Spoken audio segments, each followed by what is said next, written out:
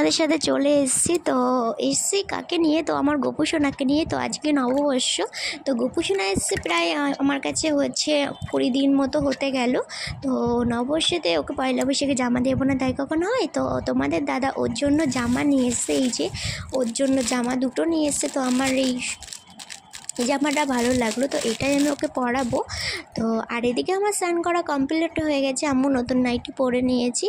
তো আমি বেশিক্ষণ পরে থাকতে পারবো না, কারণ খুব গরম লাগছিল। নতুন নাইটি পরে আমি ছেড়ে ফেলবো গোপুকে সেবা দিয়ে।